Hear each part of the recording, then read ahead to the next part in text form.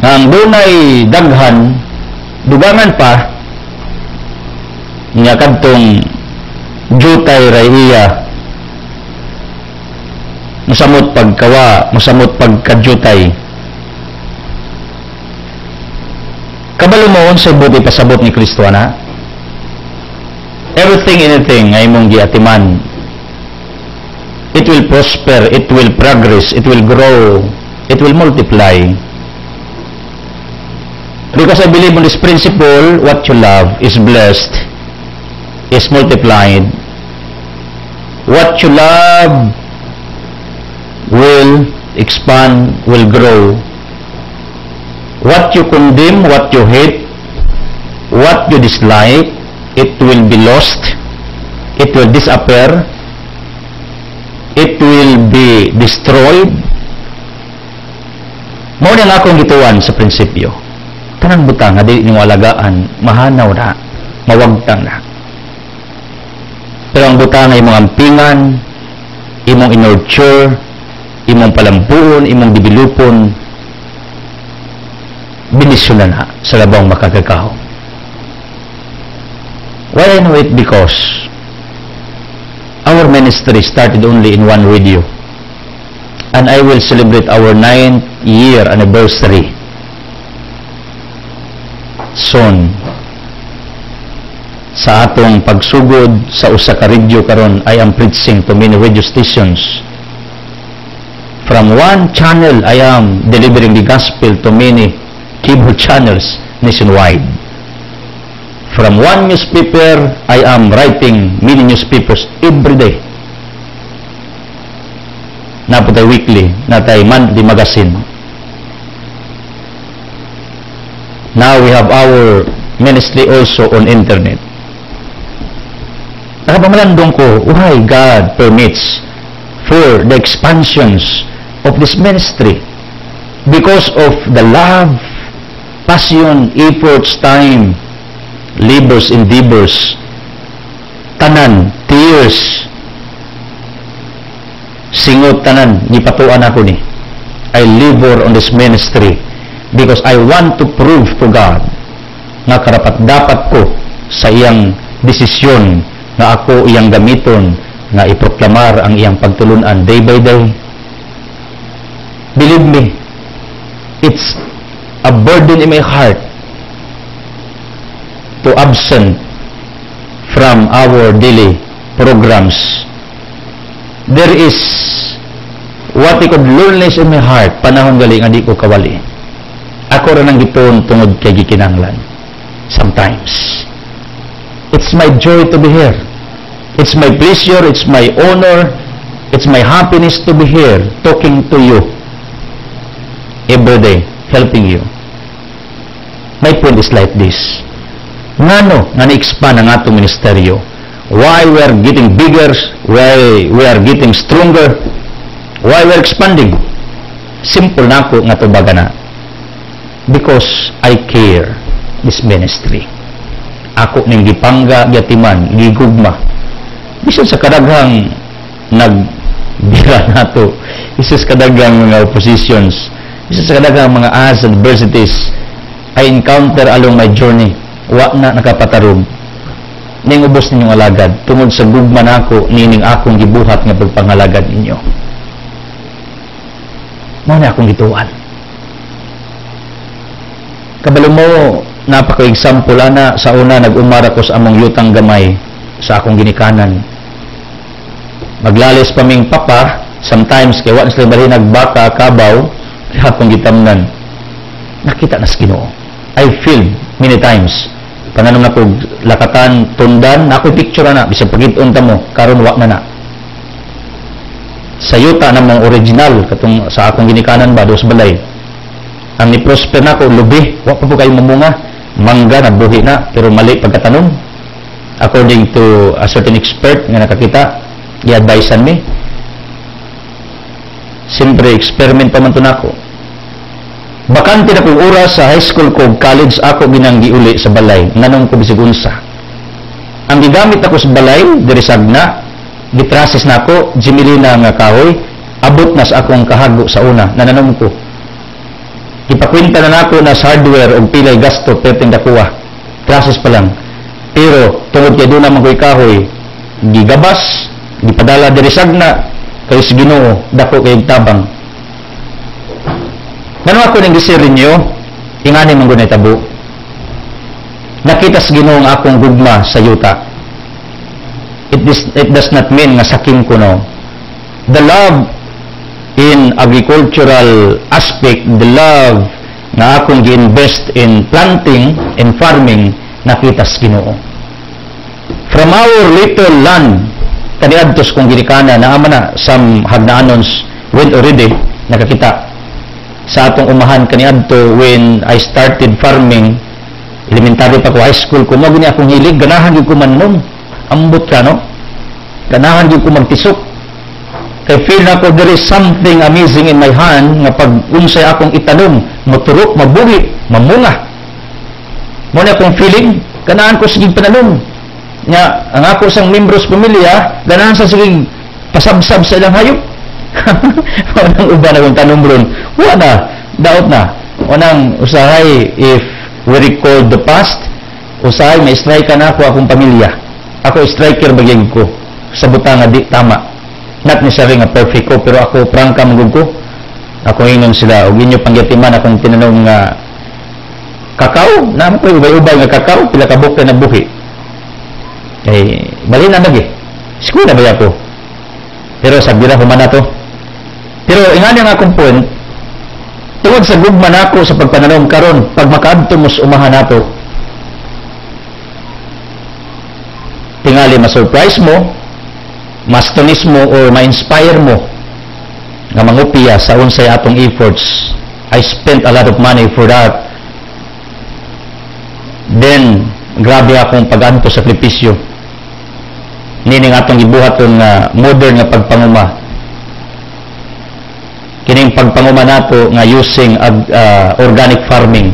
Mura ka boss John ba? Organic farming. Naasa na sa uman. Mamay akong hilig ever since. Mamay akong gugma. Ang Ginoo nag-bless ako so to speak. Anay no, damang sa nagados tumumahan. Pero nilang ka-surprise pagkakita nila atong umahan nga nas bukid niya. At the same time, gidevelop na sa itong higala from Cebu para mahimong tourist spot sooner later kung tugutas Ginoo. I am not saying this, I am telling you to boast. No, di na may akong point. Kaya ang akong point, ingani, nakita mo gusto Ginoo akong gugmas yuta, yung Ginoo Edsel. Ako nang padako ng imong yuta, kaya nakakita ko how you care, how you love my environment, my nature.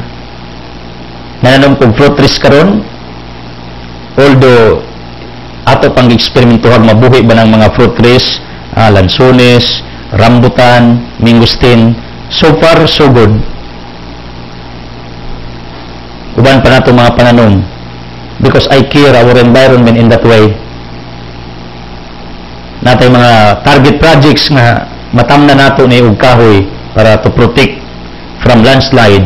Nasa daana nga mga plano. Di na nato madali because farming involves a lot of money. Believe me. I spend a lot. Usay kami sa kong pamilya, among i-reject ang among mga lakaw in somewhere, bisan manggaling manggaag ng tigbilaran, we do it only oftentimes. We did it several times. Tungod kay among di leisure ang among mga expenses in going there, misa kong anak mo amyo, tungod kay naami giatiman, ingana ang akong patakaran sa among kinabuhi. Ang ending, gamay ra kayo kog utang. Ako mga utang, pero tungod na sa among pagbalay, minimal ra kayo, sa ako ba, lahi ng utang ni Alma. Kabalo mo, my dear people, ingani ra ka simple.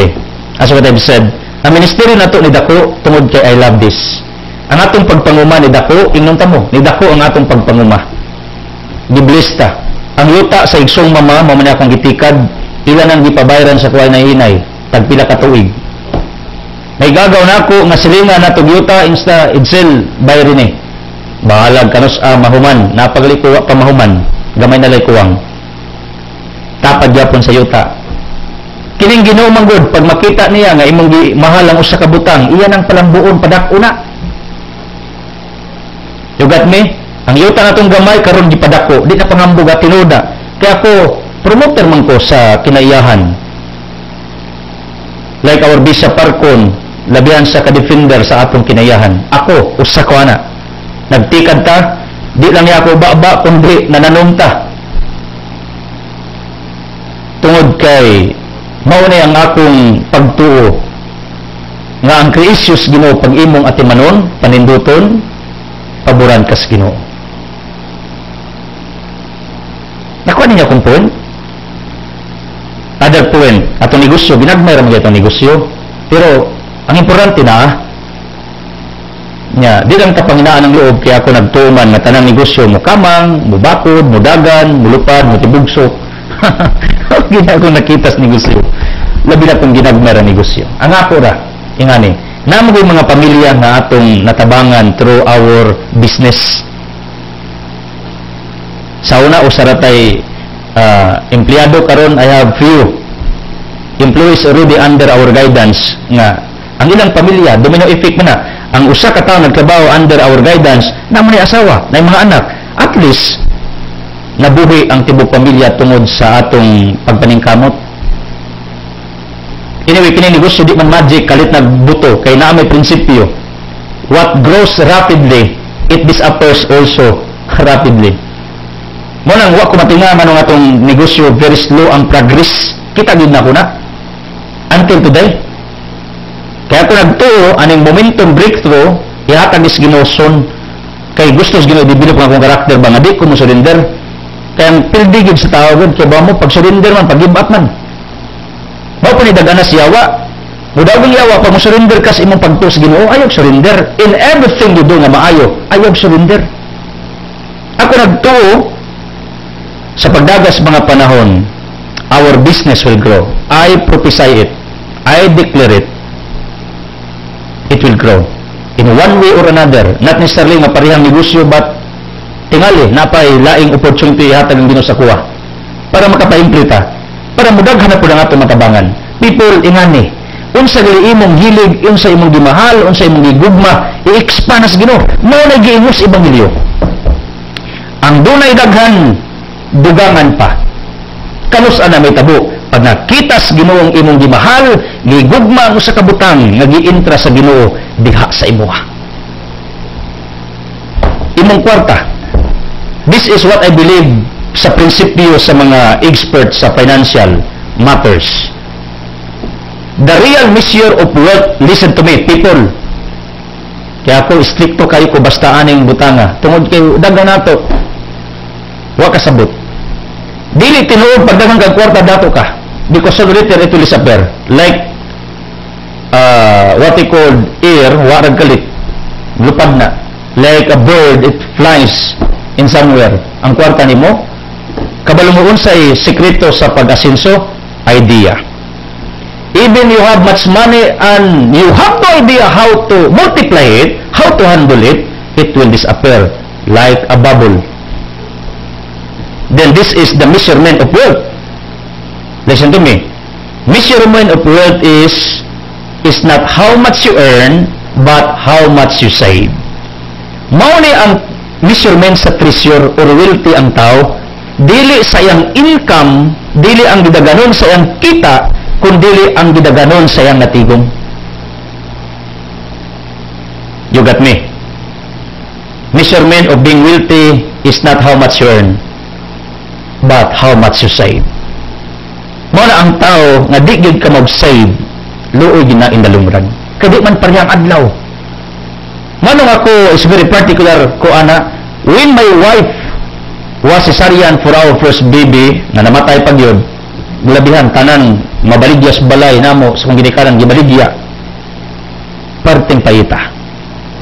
Pero sa diyang nangandam ko, just in case na yung mga emergency occurrences sa among pamilya, pagka-hospital sa anak, purihandom lang, usa ka semana, wala, murag kalma ra kayo kung nauna because we prepared it already.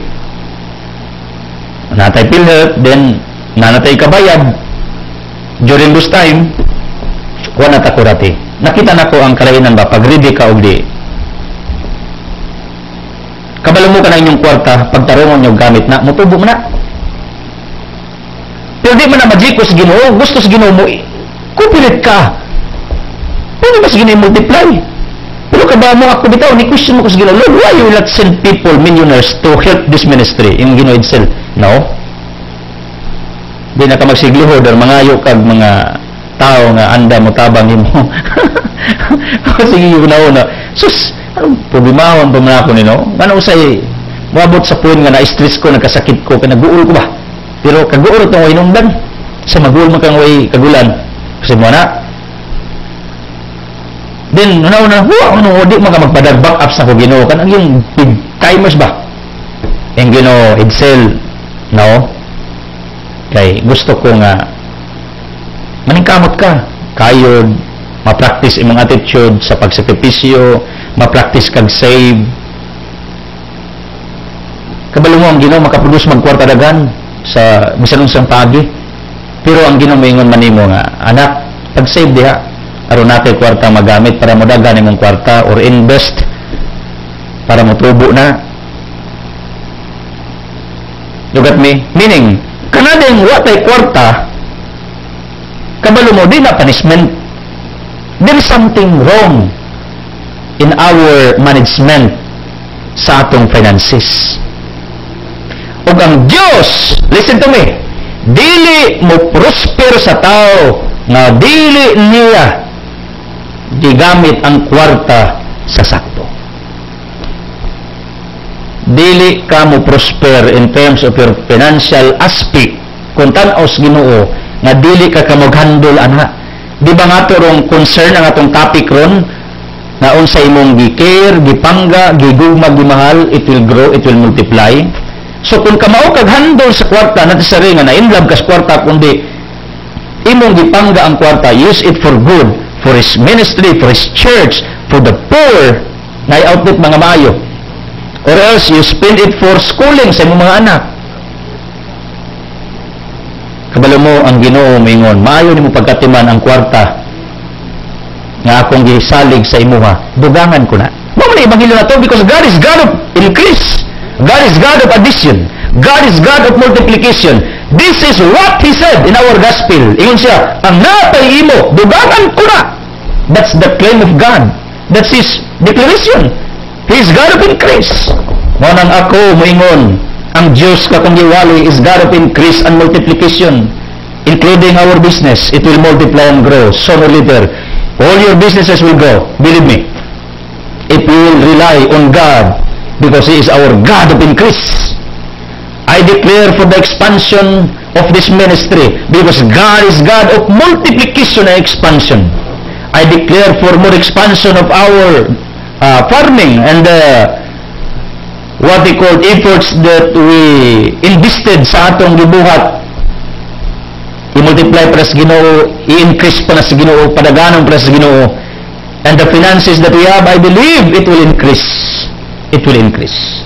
Because I believe God is God of increase. Di ba gusto man ta pirming multiply? Di ba gusto man ta pirming increase? Di ba gusto man ta pirming daghan? Kinsa may gusto ninyo pirmi kuan? Istorya ra na. Kana istorya ba pirmi kuan, pirmi dugangan. Pero kay kwarta makuan, makigpatay ang tao. Pag karne gali, makuan ang timbang sukuta kay limbungan ang naninda or isda about either dia. Please don't get me wrong. Example na. Di ta gustong kuano sa kabutan. Bisan ligmuhon nagpatay. Usa ra ka metro ang distansya nagpatay. Kay nag-ilog sumuhon dira ba maga naglubong. Kay lahit naglubnganan. Tag-iya ang Katolika o di gali gobyerno. Government cemetery and church cemetery owns by the church and owns by the state. Dili atong yuta talub ilubong tagsara na. Ang point nako ingani. Tanang butang imong gikir, gimahal, gipangga, gipatuwag singot, gipatuwag luha. Saksi ang Dios ana. Mao nang Ginoo moingon, dugangan ko pa na. Pero ang butang nga wa nimo gikir, wa nimo gipangga, yung Ginoo wa kay hinungdan nga pagkapinilan, kwaon ko na. Mao nang karon I am reminding every one of you unsay maayo nga nanimo panggana at mananaikir na mahala na kay sooner later mulambo na tungod kang Ginoo Dios sa paglambo pagasinso mo na akong gika kuna-una ba gikabalat-an ba ingkulod ako nanudlo man ko nga ang mga tao nimo moasinso basta moduol nimo kay Dios bukas pagasinso di man sa Dios sa pagtunglo mo lang anyone who will argue with me or who will what we call challenge me for a debate and let's talk about the nature of God, that God is God of prosperity, favors, abundance, surprises, helps, providence. I am in the affirmative side. Di ta ka atrasan bisag asa tayo revise na ko na. I will defend the nature of God. Kaya may mga tao mukontra din ako nga idsil nudlo prosperity, nudlo pagasinso, paglambo. What do you think of your God? Gusto siyang magila ka o kay kanon, magsakit ka, magantos ka. What kind of God do you have? It is contrary of Jeremiah 29:11 nga ang Ginoo kanunay lamang gawnaw na ug maayo para nimo. Because God is God of good, of goodness. God is God of abundance. God is God of increase, development, progress, prosperity, multiplication, addition. On the other side, God is God of subtraction also. Tama ba pag-pronounce? Kaya itong sala, imahinus man. Imahinus itong sala, labi ng muduol taniya. Na po ng puwint na, ng Ginoo nga na. Pero sa mga butang na maayo, God is God of increase. God is God of multiplication. Muna yung ko, Lord. Ako nanudlo ko, ana, Lord. Umahin mo, Lord. Hinua na, unsa kong itudlos kong kinabuhi. Pero mutuho ng mga tao nga akong itudluan. Muragong, Elias sa una, kabalo mo, kadtong nag-argue sa mga pagano, nga diin, nasunog to nagampo si Elias nga mugawas ang kadyo, nang gawas ang kadyo from the power of God, then pagans believe on God of Elias. If you're not mistaken. Muna ako nagtuo, mutuo mo, sa Diyos na kung iwali, kung makita na ninyo, nagibuhat sa Ginoo sa akong pamilya, and I claim it, I declare it, and I believe it is already happening. Not in a magical way, but it is happening in my life, that God blesses me in one way or in another, gradually, not rapidly, because God is not a God of magic. He is not working in our lives in magical ways. He is working in our lives. Bisan Pope Francis said, God works naturally, gradually, hinahinay sa atong kinabuhi in order we can build a good relationship toward our God. Thank you for joining. Thank you for believing. Thank you for listening. I don't want to close this broadcast without giving you an opportunity to make Jesus as your healer, provider, the source of miracles nga inyong gikinahanglan. Kung magampo mo tumo ng Diyos sa paglambo, pag-asinso o pagdugang sa unsay naa ninyo, basta sa kondisyon makit-an lang iyang gipangga imong kwarta, ang butang nga iyang gisalig nimo, profession, kurso, whatever, disposition nga naa ka. Pag makitas Ginoo mo nang gipangga, gimahal, iyanang ipagpala. As I declare healing, miracles, blessings, prosperity, surprises to come down in Jesus' name with the Holy Spirit o sa pag-ampos langit ng inahan, Mama Maria. San saman sa anak sa Espiritu Santo, Amen. The Word has been furnished to it. God loves you.